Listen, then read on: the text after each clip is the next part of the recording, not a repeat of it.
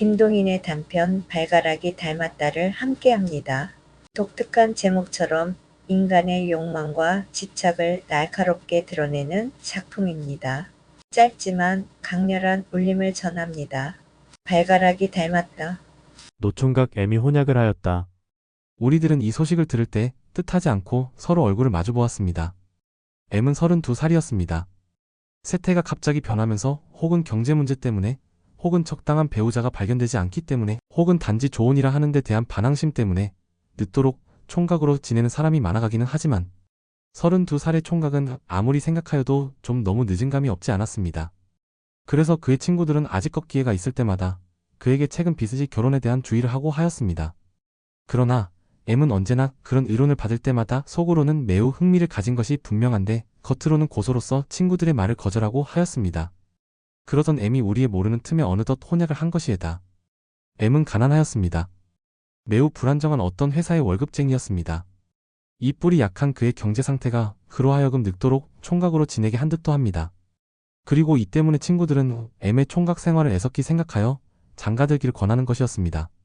그러나 나쁘는 M이 장가를 가지 않는데 다른 종류의 해석을 내리고 있었습니다. 의사라는 나의 직업이 발견한 M의 육체적의 결함. 이것 때문에 M은 30이 넘도록 총각으로 지낸다. 나는 이렇게 믿고 있었습니다. M은 학생 시대부터 대단한 방탕 생활을 하였습니다. 방탕 이래야 금전상의 여유가 부족한 그는 가장 하류에 속하는 방탕을 하였습니다. 50전 혹은 1원만 생기면 즉시로 우동집이나 유곽으로 달려가던 그였습니다. 체질상 성욕이 강한 그는 그 불붙는 성욕을 끄기 위하여 눈앞에 닥치는 기회는 한 번도 놓치지 않았습니다. 친구들을 만날지라도 음식을 한턱하라기보다 유곽을 한턱하라는 그였습니다. 진로는 모르지만 양으로는 세계의 누구에게든 그다지 지지 않을 테다. 관계한 여인의 수요에 대하여 이렇게 발언하기를 주저치 않으리만치 그는 선택이라는 도정을 밟지 않고 집어세웠습니다. 20서너 살에 벌써 200명은 넘으리라는 것을 발표하였습니다. 30살 때는 벌써 괴승 신돈이를 멀리 눈 아래로 굽어 보았을 것입니다. 그런지라 온갖 성병을 경험하지 못한 것이 없었습니다.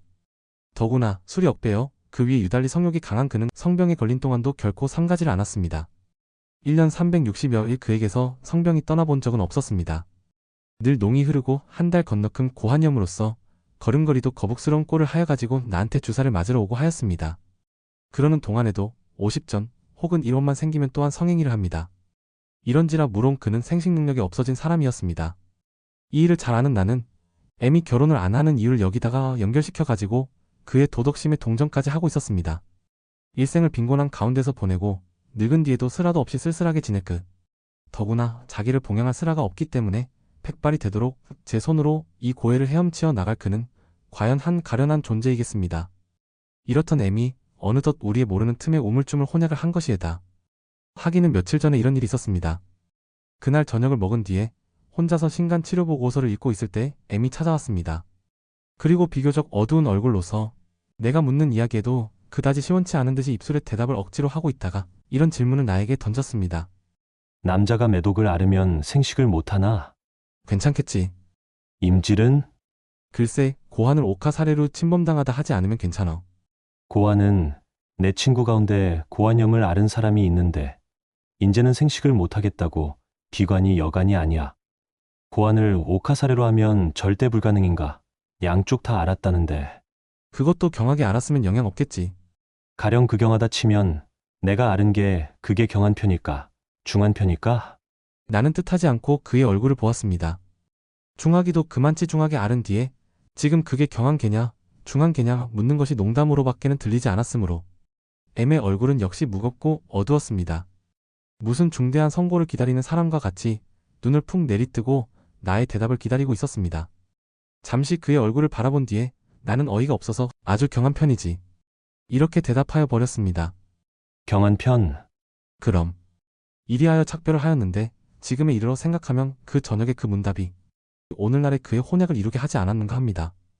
M이 혼약을 하였다는 기보를 가지고 온 것은 T라는 친구였습니다. 그때는 마침 다 M을 아는 친구가 너덧 사람 모여있을 때였습니다. 골동국보 하나 없어졌다. 누가 이런 비평을 가하였습니다. 나는 T에게 이렇게 물었습니다. 그의 연애로 혼약이 된 셈인가요? 연애가 다 뭐예요. 갈보 나까이 밖에는 여자라는 걸 모르는 녀석이 어디서 연애의 대상을 구하겠소? 그럼 지참금이라도 있답디가. 지참금이란 네 집의 이름이요? 나는 여기서 이 혼약에 대하여 가장 불쾌한 한 면을 보았습니다. 30이 넘도록 총각으로 지낸 그로서 연애라 하는 기묘한 정사 때문에 그 저를 꼽혔다면 그것은 도리어 축하할 일이지 책할 일이 아니에다. 지참금을 바라고 혼약을 하였다 하여도 지금의 세상에 살아가는 우리로서 더구나 그의 빈곤을 잘 아는 처지인지라 크게 욕할 수가 없는 일이외다. 그러나 연애도 아니요 금전 문제도 아닌 이 혼약에서는 가장 불쾌한 한 가지의 결론밖에는 얻을 수가 없습니다. 그럼 나는 가장 불쾌한 어조로 이렇게 말하였습니다. 유곽에 다닐 비용을 경제하기 위하여 마누라를 얻는 셈이구려. 이 혹평에 대하여는 티는 마땅치 않다는 듯이 나를 보았습니다. 그렇게 호건할 것도 아니겠지요. M도 벌써 32살이든가 3살이든가 좌우간 그만하면 차차로 자식도 무릎에 앉혀보고 싶을 게고 그렇다고 마땅한 마누라를 선택할 길이나 방법은 없고. 자식? 고환염을 그만침이나 심히 앓은 녀석에게 자식은 불육해하기 때문에 경솔이도 직업적 비밀을 입 밖에 내인 나는 하던 말을 중도에 끊어버렸습니다. 그러나 이미 한 말까지는 도로 삼킬 수가 없었습니다. 네, 그게 무슨 말씀이요? M의 생식 능력에 대하여 사면에서 질문이 들어왔습니다. 이미 한 말에 대하여 책임을 지지 않을 수 없는 나는 그 말을 돌려 꾸미기 한참 애를 썼습니다. 단언할 수는 없지만 혹은 M은 생식 능력이 없을지도 모른다. 그러나 진찰을 안 해본 바이니까 혹은 또한 생식 능력이 있을지도 모른다. M이 너무도 싱거운 혼약을 한 데 대하여 불육해하여 그런 혹언을 하였지만 그 말은 취소한다. 이러한 뜻으로 꾸며대었습니다. 그리고 그 좌석에 있던 20살쯤 난 젊은이가 외려 일생을 자식 없이 지내면 편치 않아요. 이러한 의견을 내는 데 대하여 젊은이로서는 도저히 이해할 수 없는 혈속의 애정이라는 문제와 그 문제를 너무도 무시하는 이즘의 풍조에 대한 논평으로 말머리를 돌려버리고 말았습니다. M은 몰래 결혼식까지 하였습니다. 그의 친구들로서 M의 결혼식의 날짜를 미리 안 사람은 한 사람도 없었습니다. 뿐만 아니라 지금 모두들 제각기 하는 소위 신식 혼례식을 하지 않고 제 집에서 구식으로 하였습니다. 모 여고보 출신인 신부는 구식 결혼식이 싫다고 하였지만 M이 억지로 한 것이랍니다. 이리하여 유곽에서는 한 부지런한 손님을 잃어버렸습니다. 독점이라 하는 건 참 유쾌하거든. 결혼한 뒤에 M은 어떤 친구에게 이런 말을 하였다 합니다. 비록 연애로서 성립된 결혼은 아니지만 그다지 실패의 결혼은 아닌 듯 하였습니다. 50전 혹은 1원의 돈을 내어 던지고 순간적 성욕의 만족을 사던 이 노총각이 꿈에도 생각지 못할 독점을 하였음에 그의 긍지가 작지 않았을 것이외다.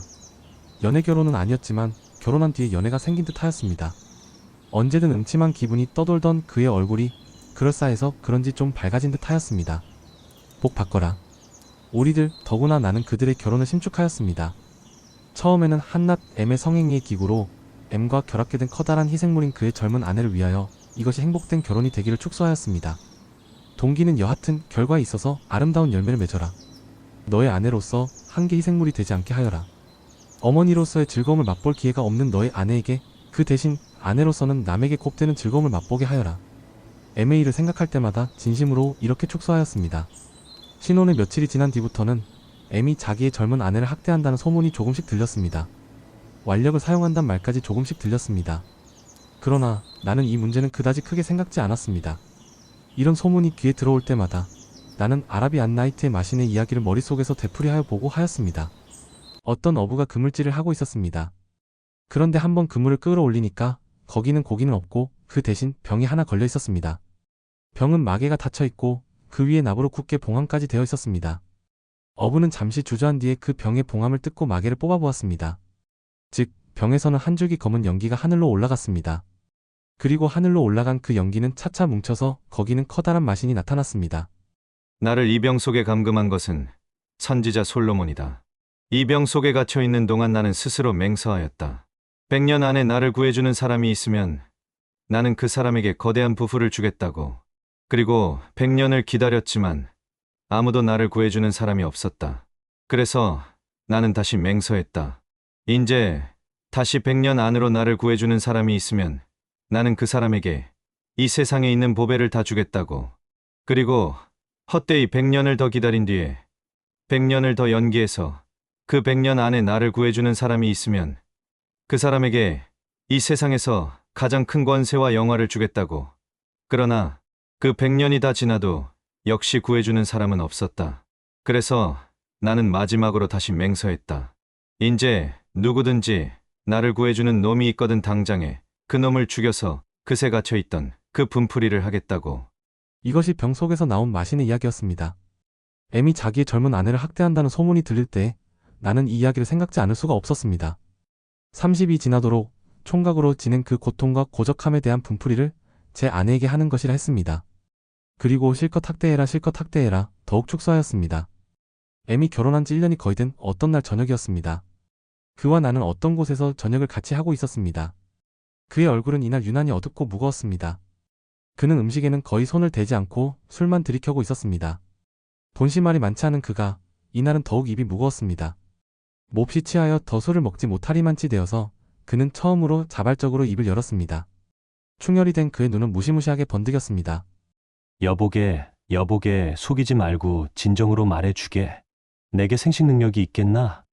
글쎄 검사를 해봐야지. 나는 이만치 하여 넘기려 하였습니다. 그럼 한번 진찰해 봐주게. 왜 갑자기? 그는 곧 대답하려 하였습니다. 그러나 나오려던 말을 삼켰습니다.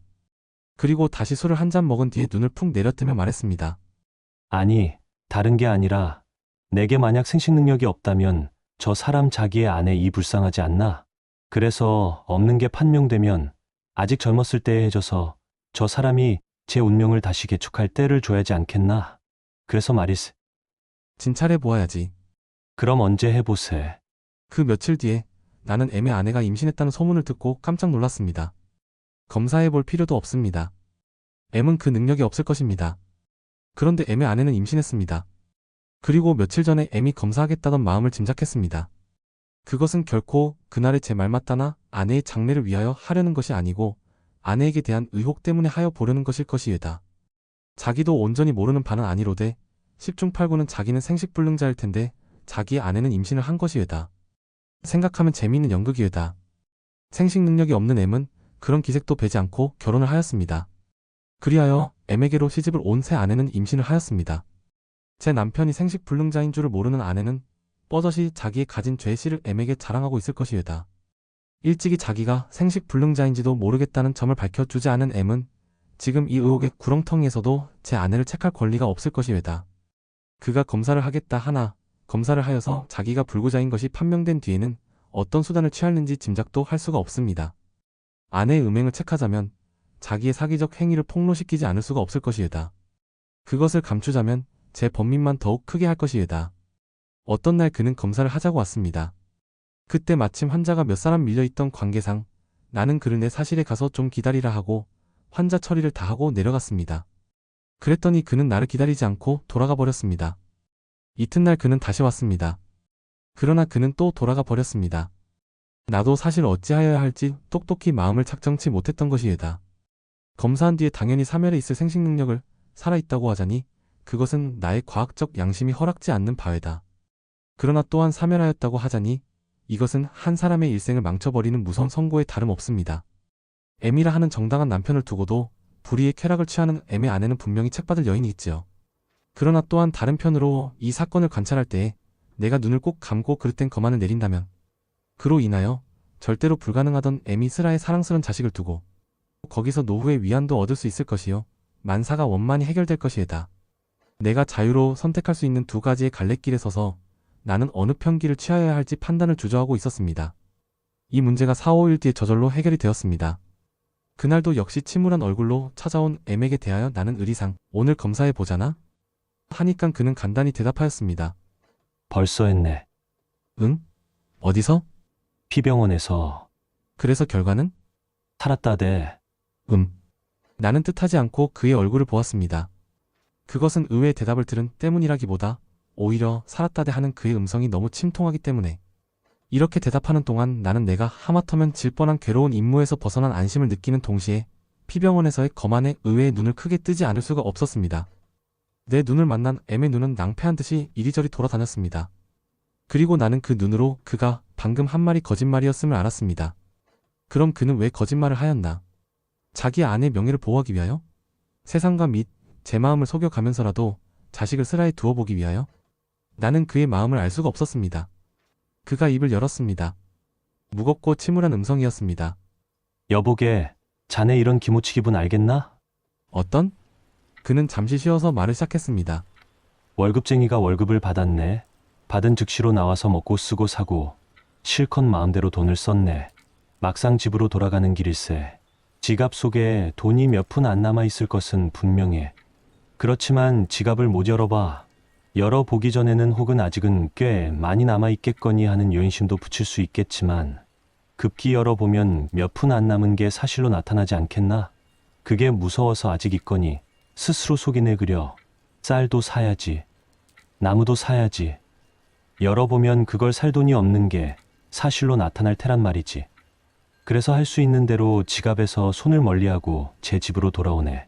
그 기모치 알겠나? 나는 머리를 끄덕이었습니다. 알겠네. 그는 다시 입을 봉하였습니다. 그러나 그때 나는 알았습니다. M은 검사도 하여 보지 않은 것이에다. 그는 무서워합니다. 그는 검사를 피합니다. 자기의 아내가 임신을 하였습니다. 그것은 상식으로 판단하여 물론 남편이 아이일 것이에다. 거기에 대하여 의심을 품을 자는 하나도 없을 것이에다. 의심을 품을 필요도 없는 것이에다. 왜? 여인이 남편을 맞으면 원칙상 임신을 하는 것이 당연한 일이니까. 이 의심할 필요가 없는 일을 의심하다가 향기롭지 못한 결과가 나타나면 이것은 자작지혈로서 원망을 할 곳이 없을 것이에다. 벌의 둥지를 건드리는 것은 어리석은 짓이에다. 10중 8구는 향기롭지 못한 결과가 나타날 검사를 M은 회피한 것이에다. 절망을 스스로 사지 않으려, 그리고 범민 가운데서도 끝끝내 인로에 희망을 붙여두려 M은 온전히 검사라는 위험한 벌의 둥지를 건드리지 않기로 한 것이에다. 그리고 상식으로 판단할 수 있는 제 아내의 뱃속에 있는 자식에게 대하여 억지로 애정을 가져보려 결심한 것이에다. 검사를 하여서 정충이 살아있다면 다행한 일이지만 사멸하였다면 시제 제 아내와의 새에 생길 비극과 분노와 절망은 둘째 두고라도 일생을 스라의 혈육이 없이 보내고 노후에 의탁할 곳을 가질 가능성조차 없는 절망의 지위에 빠지지 않을 수가 없을 것이에다. 이것은 무서운 일이에다. 상식으로 판단할 수 있는 일을 거부하고까지 이런 모험 행위를 할 필요가 없을 것이에다. 이리하여 그는 검사는 단념했지만 마음에 있는 의혹분을 온전히 끄지를 못한 모양이었습니다. 그 뒤에 어떤 날 그는 이런 이야기 저런 이야기 하다가 이런 말을 했습니다. 자식은 꼭 제 애비를 닮는다면 좋겠구먼. 거기 대하여 나는 닮는 예를 여러 가지로 들어서 말하여 주었습니다. 그는 한숨을 쉬었습니다. 여인이 애를 베면 걱정일 테야. 아버지나 친할아비를 닮는다면 문제가 없겠지만 외편을 닮거나 그렇지 않으면 아무도 닮지 않으면 걱정이 아니겠나. 그저 애비를 닮아야 제일이야. 하하. 나는 대답하였습니다. 글쎄 말이지. 내 전문이 아니니까 이름은 기억 못하지만 독일 소설에 이런 게 있지 않나. 아버지라나 하는 희곡 말일세. 자식을 낳았는데 제 자식인지 아닌지 몰라서 번민하는 그런 이야기가 있지? 그것도 아버지만 닮으면 문제가 없겠지. 아, 다 구차너. M의 아내가 아들을 낳았습니다. 그 아이가 반년쯤 자랐습니다. 어떤 날 M은 그 아이를 몸소 안고 병을 뵈러 나한테 왔습니다. 기관지가 조금 상하였습니다. 약을 받아가지고도 그냥 좀 앉아있던 M은 묻지도 않는 말을 이런 말을 하였습니다. 이놈이 꼭 제 증조부님을 닮았다거든. 그래? 나는 그의 말에 적지 않은 흥미를 느끼면서 이렇게 응했습니다.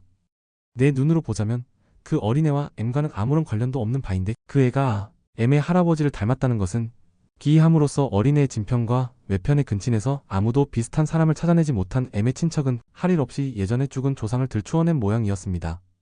그리고 그 어린애에게 커다란 의혹과 그보다 더 커다란 희망은 의혹이 오해였던 것을 바라는 M으로 하여금 손쉽게 그 말을 믿게 한 모양이었습니다. 적어도 신뢰하려고 마음먹게 한 모양이었습니다. 내가 자기의 말에 흥미를 가지는 것을 본 M은 잠시 주저하다가 그가 예비하였던 둘째 말을 마침내 꺼내었습니다. 게다가 날 닮은 데도 있어. 어디? 이보게. M은 어린애를 왼편 팔로 가만히 옮겨서 붙안으면서 오른손으로는 제 양말을 벗었습니다. 내 발가락 보게. 내 발가락은 남의 발가락과 달라서 가운데 발가락이 그중 길어. 쉽지 않은 발가락이야. 한데. M은 강보를 들치고 어린애의 발을 가만히 꺼내어 놓았습니다. 이놈의 발가락 보게. 꼭 내 발가락 아닌가? 닮았거든. M은 열심으로 찬성을 구하는 듯이 내 얼굴을 바라보았습니다. 얼마나 닮은 곳을 찾아보았기에 발가락 닮은 것을 찾아내었겠습니까? 나는 M의 마음과 노력에 눈물 겨워졌습니다. 커다란 의혹 가운데서 그 의혹을 어떻게 하여서든 사겨보려는 M의 노력은 인생의 가장 요절할 비극이었습니다. M이 보라고 내어놓은 어린애의 발가락은 안 보고 오히려 얼굴만 한참 들여다보고 있다가 나는 마침내 이렇게 말하였습니다. 발가락뿐 아니라 얼굴도 닮은 데가 있네. 그리고 나의 얼굴로 날아오는 의혹과 희망이 섞인 그의 눈을 피하면서 돌아앉았습니다. 김동인의 단편 발가락이 닮았다 잘 들으셨나요? 짧지만 인상적인 제목과 이야기 전개 덕분에 지금까지도 많은 독자들에게 회자되는 작품입니다. 시샘달 이야기에서는 앞으로도 교과서에 실렸던 소설, 그리고 한국 단편문학의 명작들을 낭독으로 전해드립니다. 구독과 좋아요, 알림 설정은 다음 작품을 준비하는 큰 힘이 됩니다. 함께 해주셔서 감사합니다.